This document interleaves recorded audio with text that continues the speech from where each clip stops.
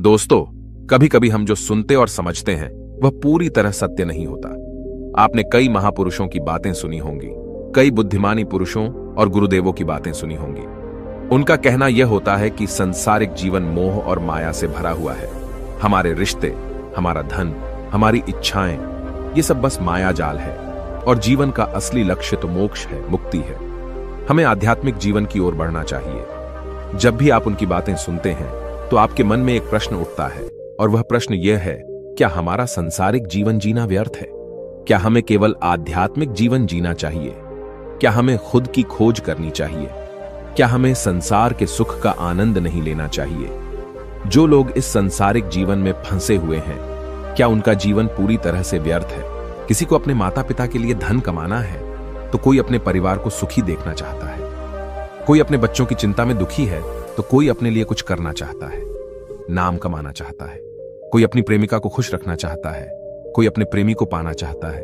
कोई बड़ा आदमी बनना चाहता है तो कोई राज करना चाहता है, कोई साधारण जीवन जीना चाहता है। इसी प्रकार हम सभी के तरह तरह के सपने हैं, तरह तरह के विचार हैं। हम सभी को अपने जीवन में कुछ ना कुछ तो चाहिए ही, परंतु ये सभी बुद्ध पुरुष जब हमारे सामने आते हैं तो हमारे इन सपनों को तोड़ मरोड़ के रख देते हैं। जब कहते हैं कि संसारिक जीवन व्यर्थ है और खुद को जानो, खुद को पहचानो, आध्यात्मिकता की राह पर चलो, तब उस वक्त हमारे मन में, हमारे मस्तिष्क में तरह तरह के विचार उत्पन्न होने लगते हैं।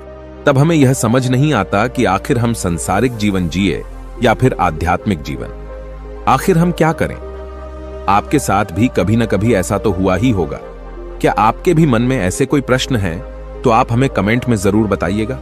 चलिए आगे बढ़ते हैं और इसके पीछे की वास्तविकता को जानते हैं, और इन सब के बीच हमें जीवन में संतुष्टि कैसे मिलेगी, हम पूरी तरह से खुश कैसे रह सकते हैं। क्या हमें सब कुछ छोड़कर एक बौद्ध भिक्षु की तरह सब कुछ त्याग कर आनंद मिलेगा? हमारे रिश्ते, पैसा कमाने की इच्छाएं, परिवार के साथ संबंध, हमारे दोस्त, क्या यह कुछ मायने नहीं रखते? दोस्तों, वास्तविकता तो यही है कि आप उन बुद्ध पुरुषों की बातों को अच्छी तरह से समझ ही नहीं पा रहे, क्योंकि वो कहना कुछ और चाहते हैं और आप उनकी बातों का मतलब कुछ और ही निकाल रहे हैं। आप उनकी बातों से कुछ और ही समझ रहे हैं। महात्मा बुद्ध खुद ही कहते थे कि उन्हें गरीबी पसंद नहीं है। वे यह कहते थे कि आपको सफलता प्राप्त करने के लिए आर्थिक रूप से सक्षम बनना आवश्यक है। इसका मतलब है कि जब तक आप गरीब हैं और आपके पास आर्थिक साधनों की सामग्री नहीं है, तब तक आप अपने आत्मा की खोज में आगे नहीं बढ़ सकते। और ठीक उसी के विपरीत संपन्नता और अमीर होना भी आपके आध्यात्मिक मार्ग की बाधा बन जाती है। कई महापुरुषों ने, कई बौद्ध पुरुषों ने अपनी बातें बहुत ही सीधी और सरल भाषा में कही है, लेकिन हम सभी उन बातों का अर्थ कुछ और ही निकाल बैठते हैं। हम सभी उनकी बातों को समझ नहीं पाते, क्योंकि उनकी बातें रोजमर्रा की जिंदगी से बिल्कुल अलग होती है। वे लोग कहना तो कुछ और चाहते हैं, लेकिन हम में से ज्यादातर लोग उनकी बातों का मतलब कुछ और ही निकाल लेते हैं और उसे अपने जीवन में उतार कर हम अपना पूरा जीवन पूरी तरह से बर्बाद कर लेते हैं। चलिए इसे कहानी के माध्यम से समझते हैं। एक बार की बात है, महात्मा बुद्ध नगर वासियों को उपदेश दे रहे थे। महात्मा बुद्ध कह रहे थे कि संसार के माया जाल में मत फंसो, संसार से ऊपर उठो। संसार से ऊपर उठकर ही तुम संसार को जी सकते हो। संसार में जो फंस गया, जिसने अपनी बुद्धि का इस्तेमाल नहीं किया, वो व्यक्ति जो समय पर अच्छे कर्म नहीं करता और बुरे कामों में जुट जाता है, वह आने वाले समय में बड़े दुखों का सामना कर सकता है, क्योंकि उसके बुरे कर्म ही उसके दुखों का कारण बनेंगे। इसलिए आप सभी इस संसार की मोह माया अर्थात इच्छा, लालच, क्रोध इत्यादि को ध्यानपूर्वक देखते हुए अपने कर्म करें।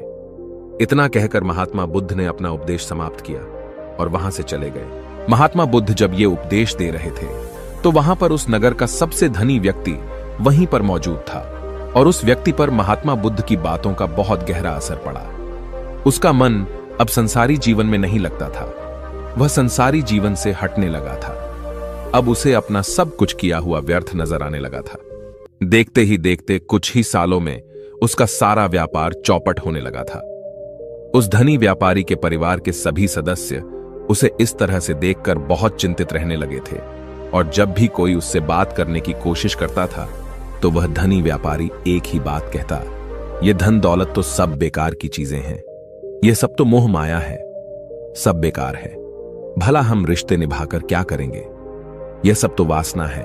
जीवन तो केवल एक ही है और वह है मुक्ति। अब तो केवल उसी की आस है, उसी की प्यास है। मैं इतना समझ चुका हूं कि अब से जो भी होगा वह सब अच्छा होगा। अब से उसने व्यापार पर भी ध्यान देना बिल्कुल बंद कर दिया था और देखते ही देखते वह धनी व्यापारी उस नगर का सबसे गरीब व्यक्ति बन चुका था। वह पूरी तरह से निर्धन हो चुका था। उसका सब कुछ बर्बाद हो चुका था और उसका पूरा परिवार सड़क पर आ गया था। एक दिन जब उसके घर में खाने के लिए कुछ नहीं बचा तो उसने अपने आप से कहा, यह मैंने क्या कर दिया?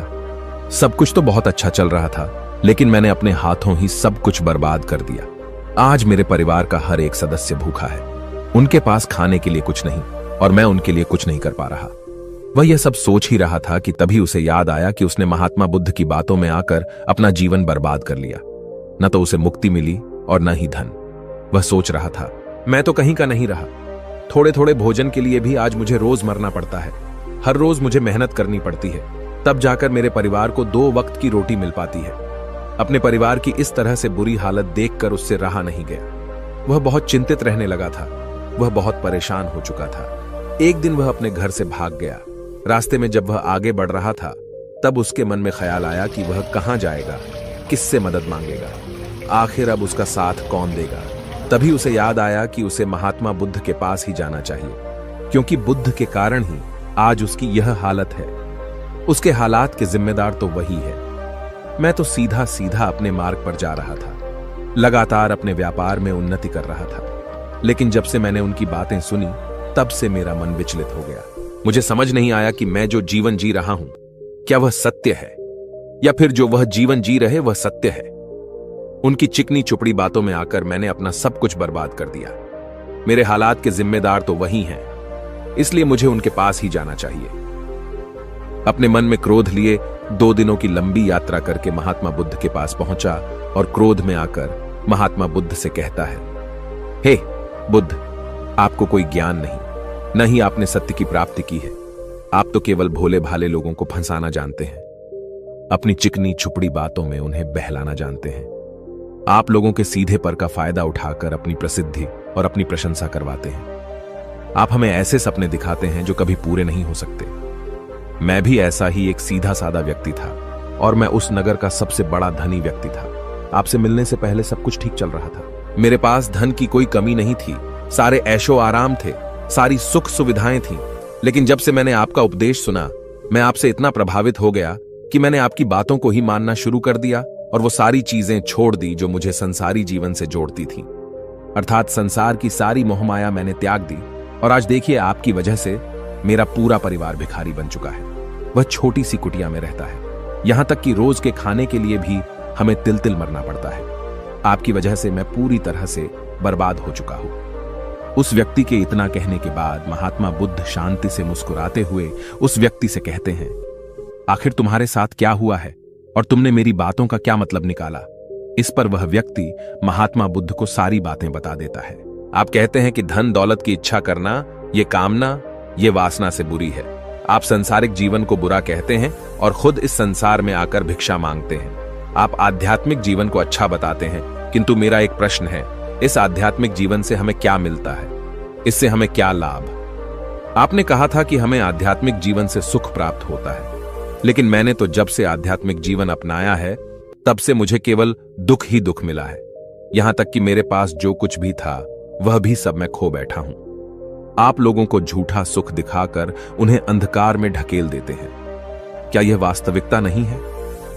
इस पर महात्मा बुद्ध मुस्कुराते हुए उस व्यक्ति से कहते हैं, बेटा, तुम बहुत दूर से आए हो, अभी तुम विश्राम कर। रात को आकर मैं तुम्हें तुम्हारे सभी प्रश्नों का जवाब दे दूंगा। पहले तो उस व्यक्ति ने इनकार किया, लेकिन महात्मा बुद्ध के आग्रह पर वह व्यक्ति महात्मा बुद्ध की बात मान गया और आश्रम में जाकर विश्राम करने लगा।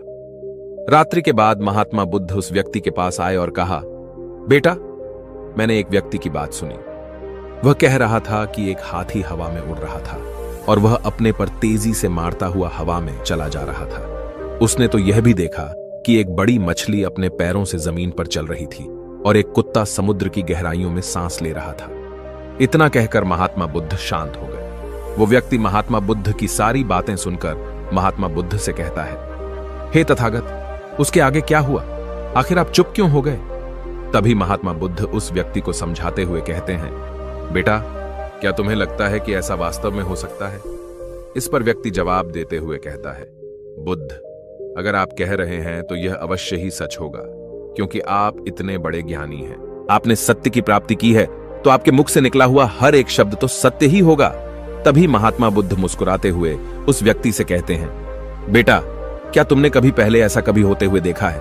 क्या तुमने कभी किसी हाथी को देखा है जो पर के साथ हवा में तेजी से उड़ता जा रहा हो? इसके जवाब में वह व्यक्ति कहता है, तथागत, मैंने तो कभी नहीं देखा। तभी महात्मा बुद्ध कहते हैं, तुमने मुझसे प्रश्न क्यों नहीं किया कि आखिर वह हाथी आकाश में कैसे उड़ सकता है? इसके जवाब में व्यक्ति कहता है, हे तथागत, आपके मुख से सुनकर मुझे ऐसा लगा कि मानो वह सत्य हो, और आप कह रहे हैं तो यह सत्य ही होगा, इसलिए मैंने आपसे एक भी बार प्रश्न नहीं किया। तभी महात्मा बुद्ध उस व्यक्ति को समझाते हुए कहते थे, कभी किसी की बातों पर मत जाना, बल्कि खुद विचार करो। स्वयं सोचो कि उस बात में कितनी सच्चाई है। जो व्यक्ति कह रहा है, क्या वह सच है? आखिर वह कहना क्या चाहता है? हो सकता है कि वह कुछ और कहना चाहता हो और तुम उसका अर्थ कुछ और ही निकाल रहे हो। कम से कम तुम्हें एक बार प्रश्न करके यह समझना तो चाहिए कि आखिर वह कहना क्या चाहता है। अगर तुम मुझसे पूछते कि आखिर वह हाथी हवा में कैसे उड़ सकता है, तो इसका जवाब मैं तुम्हें अवश्य देता। मैं तुम्हें ऐसा बताता कि एक छोटा सा बच्चा अपने खिलौनों के साथ खेल रहा है। वह हाथी को हवा में उड़ा रहा है और कुत्ते को पानी में डूबा रहा है, और रही बात मछली की, तो वह उसे जमीन पर चला रहा है। क्या ऐसा संभव नहीं हो सकता? इसके जवाब में व्यक्ति कहता है, हाँ, बिल्कुल ऐसा हो सकता है कि महात्मा बुद्ध उस व्यक्ति को कहते हैं, इसी प्रकार मैं कभी किसी को निर्धन या गरीब होने के लिए नहीं कहता। निर्धनता या गरीबी तुम्हारे विकास में बाधक बन जाती है, जिससे तुम और कुछ नहीं सोच पाते, न ही कुछ समझ पाते हो। इन भिक्षुओं को देखो, जब इन्हें भोजन की आवश्यकता होती है तो ये भिक्षा मांगने के लिए निकल पड़ते हैं, लेकिन यह भिक्षा कहां से आती है?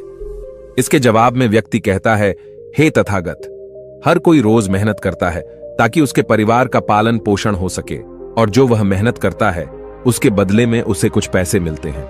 उन पैसों से भोजन खरीदता है, और वही भोजन वह आपको भी सौंपता है, और वहीं से भिक्षा आती है। तभी महात्मा बुद्ध उस व्यक्ति से एक और प्रश्न करते हैं, बेटा, यह बात तो सत्य है, लेकिन तुम क्या मुझे यह बता सकते हो कि आखिर यह धन कहां से आता है? इसका जवाब देते हुए व्यक्ति कहता है, हे तथागत, धन तो सभी लोग अर्जित करते हैं, सभी कमाते हैं।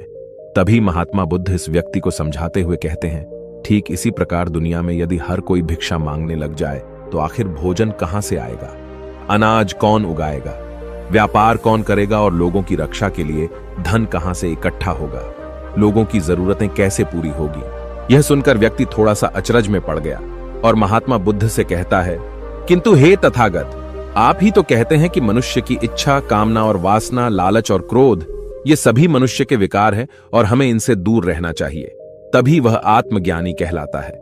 तभी महात्मा बुद्ध कहते हैं, बेटा, मैं तो अभी भी यही कह रहा हूं कि मनुष्य को इन सब चीजों से दूर रहना चाहिए। इस पर व्यक्ति महात्मा बुद्ध की बात काटते हुए कहता है, हे तथागत, पर दुनिया तो इसी पर चल रही है, इसके बिना भला यह संसार कैसे चल सकता है? हर किसी को पैसों की जरूरत है, बिना पैसों के वह अपने परिवार को नहीं चला सकता, वह अपने परिवार का पालन पोषण नहीं कर सकता, वह अपने परिवार के लिए भोजन नहीं ला सकता, और यदि वह पैसे नहीं कमाएगा तो वह भूखा मर जाएगा। तभी महात्मा बुद्ध कहते हैं, बेटा, यह संसार इन चीजों से नहीं चल रहा, इन चीजों से बिगड़ रहा है। इस पर व्यक्ति कहता है, हे तथागत, आखिर आप क्या कहना चाहते हैं? मैं आपकी बात समझ नहीं पा रहा। संसार में इच्छा, कामना, वासना और क्रोध ही तो है, और जब हम इनका त्याग कर देते हैं तब हम आध्यात्म के मार्ग की ओर आगे बढ़ते हैं, अर्थात मुक्ति के मार्ग पर, यानी कि हम सन्यासी के मार्ग पर चलते हैं। इस पर महात्मा बुद्ध जवाब देते हुए कहते हैं, बेटा, तुमने जो कुछ कहा वह भी एक बहुत बड़ा सत्य है। इच्छा, कामना, वासना और क्रोध, ऐसे ही बुरी भावनाओं को छोड़ देने से हम संसार छोड़कर सन्यासी हो जाते हैं, और इन्हीं सभी चीजों को छोड़कर भी हम संसार में जी सकते हैं, धन कमा सकते हैं, मान, पद, प्रतिष्ठा और सम्मान कमा सकते हैं, क्योंकि हम सब अपना कर्म ही तो कर रहे हैं। एक किसान खेती करता है, पर वह अपनी खेती बिना बुरी भावनाओं के भी कर सकता है। एक व्यापारी व्यापार करता है, और इस व्यापार में चीजों को यहां से वहां पहुंचाना होता है और वह व्यापारी इन चीजों को बिना बुरी भावना के कर सकता है। ठीक उसी प्रकार एक राजा भी अपनी प्रजा की रक्षा करता है और वह भी अपने कर्म बिना किसी बुरी भावना के कर सकता है। और एक भिक्षु इन सभी लोगों को सही प्रकार और सही कार्य करने के लिए मार्गदर्शन करते हैं, जो उस भिक्षु का कर्म है, जो उसका कार्य है। और जो व्यक्ति जागृत होकर अपने कर्मों का सही पालन करता है, वास्तविकता में वही सन्यासी है, वही भिक्षु है। क्योंकि हम जो भी कर्म कर रहे हैं वह हमारा इस संसार में रहने के लिए, जीवित होने के लिए, जीवन जीने के लिए केवल एक माध्यम मात्र ही है। उसे छोड़कर हम कुछ भी नहीं पा सकते। और हमारे सभी कर्म करते हुए हमारा मुख्य उद्देश्य जागृत होना है, खुद को पहचानना है, खुद को जानना है।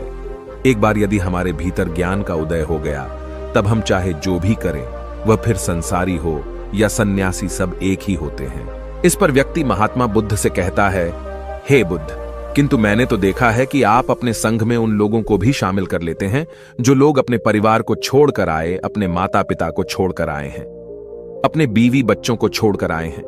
क्या आप उनसे कभी यह कहते हैं कि जाकर अपनी जिम्मेदारियां पूरी करो?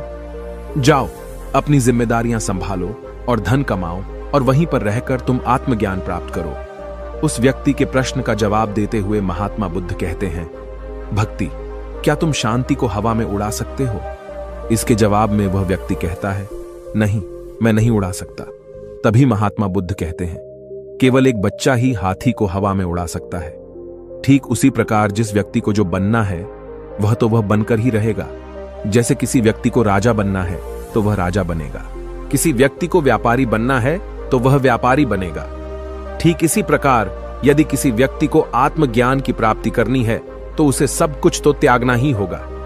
आगे महात्मा बुद्ध उस व्यक्ति से कहते हैं, बेटा, क्या तुम सब कुछ छोड़कर आत्मज्ञान के मार्ग पर आगे बढ़ते, या फिर तुम यह सोच रहे थे कि इस रास्ते पर चलकर जीवन आसान हो जाएगा, जो होगा सब अच्छा होगा, सब कुछ अपने आप ही मिलने लगेगा, मुझे तो कुछ करने की आवश्यकता ही नहीं पड़ेगी, सारे दुख दर्द सब कुछ समाप्त हो जाएगा और जीवन में चमत्कार होने लगेगा और अंत में मुक्ति भी मिल जाएगी। महात्मा बुद्ध की यह बात सुनकर उस व्यक्ति को अपनी गलती का एहसास हो गया। पदोन्नति महात्मा बुद्ध के चरणों में गिर पड़ा और कहने लगा, हे तथागत, आप सत्य कहते हैं।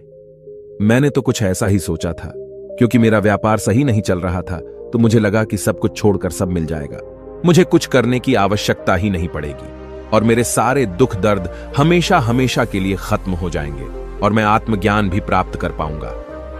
तभी महात्मा बुद्ध उस व्यक्ति से कहते हैं, बेटा, भिक्षु हो जाना कोई आसान बात नहीं है, इसके लिए सब कुछ त्यागना पड़ता है।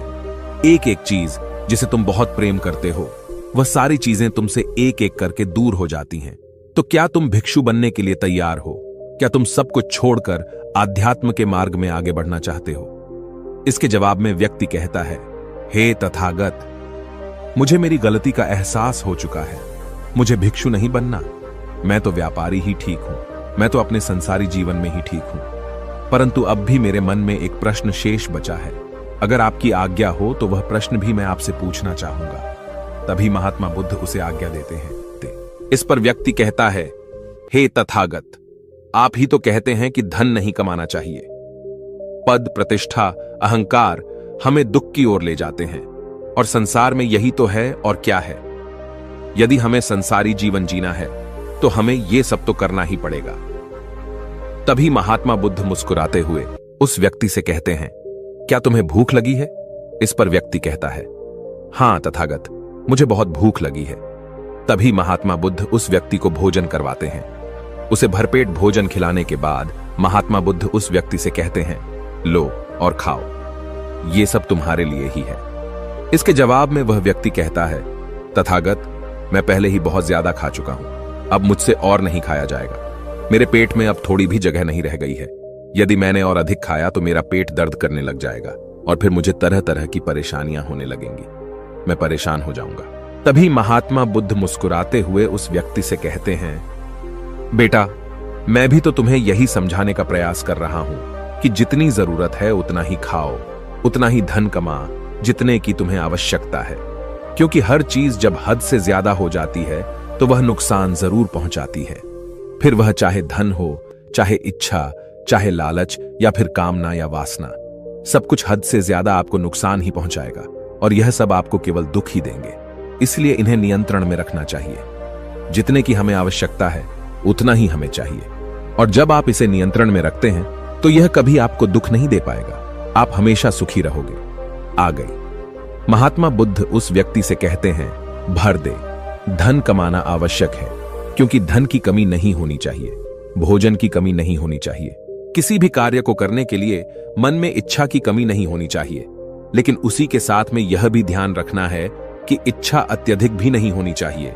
और मैं तुम्हें यही समझाने का प्रयास कर रहा हूं, मैं तुम्हें यही ज्ञान देने का प्रयास कर रहा हूं कि मध्य में रहो, न कम न ज्यादा। इसलिए जाओ और धन कमा व्यापार करो। अपने कर्म से न केवल अपना बल्कि दूसरों का भला भी करो। जब तुम अपने किए के सांसारिक कार्यों से लोगों का भला करते हो, तब तुम में और किसी सन्यासी अर्थात किसी भिक्षु में कोई अंतर नहीं रह जाता। बस सभी के मार्ग अलग होते हैं, लेकिन मंजिल एक ही होती है और तुम कभी मार्ग से भटक न जाओ। इसलिए ऐसे लोगों की संगत में रहना जो तुम्हें आत्मज्ञान के सीधे मार्ग पर ले चले, जो सांसारिक जीवन से हटकर नए जीवन में प्रवेश करवाएं, क्योंकि वे लोग बुराइयों से लड़ने में तुम्हारी मदद करेंगे। तुम्हें ताकत मिलेगी और तुम लगातार बिना विचलित हुए आध्यात्म के मार्ग पर लगातार आगे बढ़ते चले जाओगे। इतना कहकर महात्मा बुद्ध शांत हो गए। वह व्यक्ति महात्मा बुद्ध को प्रणाम करके कहता है, हे तथागत, आपकी शिक्षाएं तो बिल्कुल अलग हैं।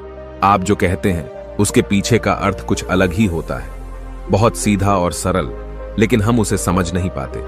आपके पास चमत्कार का आश्वासन नहीं है, पर आपके पास वह मार्ग है जिस मार्ग पर चलकर मैं अवश्य ही अध्यात्म को प्राप्त कर सकता हूं, जिससे मेरा और लोगों का सभी का भला होगा। हे तथागत, यह मेरी ही गलती थी कि मैंने आपकी बातों का गलत मतलब निकाला और एक व्यापारी होकर भी मैंने अपने कर्म को छोड़ दिया और यह सोचने लगा कि अब अपने आप ही सब कुछ होगा, सब कुछ अच्छा ही होगा। लेकिन यह सत्य है कि अपने आप कुछ नहीं होता।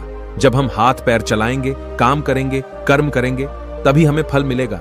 जब हम हाथ पैर मारना छोड़ देते हैं तो नदी का बहाव हमें अपने साथ बहाकर ले चला जाता है और तब हमारे हाथों में कुछ नहीं रह जाता, और यही मेरे साथ भी हुआ है। हे तथागत, आज से मैं आपको वचन देता हूं कि मैं अपना कर्म पूरी ईमानदारी के साथ करूंगा। आपके दिए हुए मार्ग पर मैं पूरी ईमानदारी से चलूंगा। मैं आपको वचन देता हूं कि मैं एक अच्छा व्यापारी और एक अच्छा इंसान बनकर रहूंगा। मैं आत्मज्ञान के मार्ग पर अपने कर्म करते हुए आगे बढ़ता रहूंगा। इतना कहकर वो व्यक्ति महात्मा बुद्ध को प्रणाम करके वहां से लौट गया। दोस्तों, हमारे साथ भी कुछ ऐसा ही होता है। जब हम किसी सिद्ध पुरुष की बातें सुनते हैं तो हमें लगता है कि संसारी जीवन व्यर्थ है और हमने जो कुछ भी आज तक कमाया है, जो कुछ भी आज तक कर्म किए हैं, वो सब व्यर्थ है। दुनियादारी की सारी बातें बेकार हैं। हमें तो आत्मज्ञान के मार्ग पर बढ़ना चाहिए, वही सही राह है। लेकिन हम कभी अपने भीतर नहीं देख पाते कि हमें आत्मज्ञान की कोई जरूरत नहीं है, क्योंकि आज हमारा वक्त बुरा चल रहा है और हमें कोई रास्ता नजर नहीं आ रहा। तब हमें आत्मज्ञान नजर आ रहा है, और जब कल हमारा वक्त अच्छा होगा, हमारे जीवन में सुख होगा, तो आत्मज्ञान कहां पर होगा यह हमें झांत नहीं। इसीलिए जो आत्मज्ञान के मार्ग पर चलते हैं उन्हें सुख और दुख से कोई फर्क नहीं पड़ता, उन्हें अपने व्यवसाय से भी फर्क नहीं पड़ता, उन्हें जीवन की झंझटों से भी फर्क नहीं पड़ता। वह तो बस आत्मज्ञान के इस मार्ग पर खुशी खुशी चलते रहते हैं और अपनी मंजिल तक पहुंच ही जाते हैं। दोस्तों, आज के इस वीडियो से आपने क्या सीखा वह मुझे आप कमेंट में जरूर बताइए। इसी के साथ में उम्मीद है कि आपको आज की वीडियो भी जरूर पसंद आई होगी। इस वीडियो को लाइक और अपने दोस्तों के साथ शेयर जरूर कीजिएगा, और साथ ही चैनल को सब्सक्राइब और घंटी बटन को भी दबा दीजिएगा। चलिए फिर मिलते हैं एक और वीडियो में। तब तक के लिए अपना ख्याल रखें। धन्यवाद। नमो बुद्धाय।